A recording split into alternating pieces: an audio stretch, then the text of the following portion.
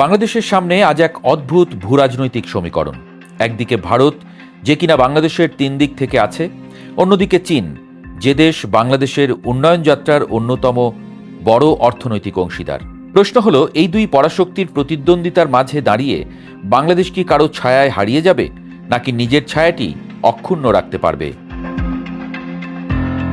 দক্ষিণ এশিয়ার রাজনীতিতে এখন আর কেবল বন্ধুত্ব বা প্রতিবেশী সুলভ সম্পর্কের হিসাব চলে না, চলে স্বার্থ, কৌশল, সংকেত ও দর কষাকষির ভাষায়। সেই বাস্তবতায় বাংলাদেশের প্রধানমন্ত্রী তারেক রহমানের সাম্প্রতিক সফরক্রম, ভারতের আগে মালয়েশিয়া ও পরে চীন সফর, একটি গুরুত্বপূর্ণ কূটনৈতিক বার্তা হিসেবেই দেখা হচ্ছে।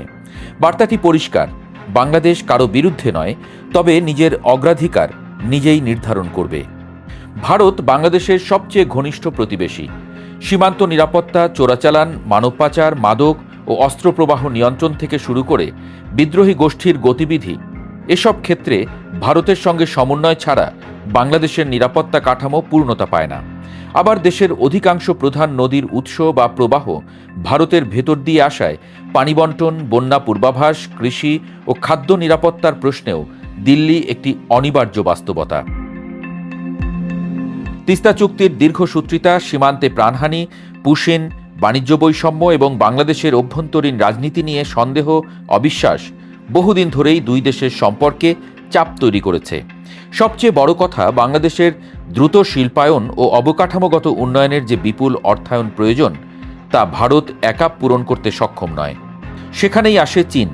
বাংলাদেশের সেতু, সড়ক, রেল, বিদ্যুৎ কেন্দ্র, বন্দর ও শিল্পাঞ্চল উন্নয়নে চীনা অর্থায়ন ও প্রযুক্তির ভূমিকা ইতোমধ্যে দৃশ্যমান।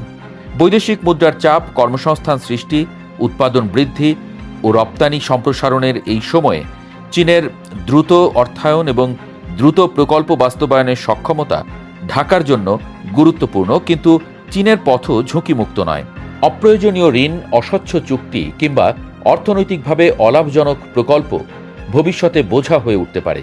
তাই বাংলাদেশের জন্য মূল প্রশ্ন চীন বা ভারত নয়, বরং কোন সম্পর্ক কতটা জাতীয় স্বার্থ পূরণ করছে।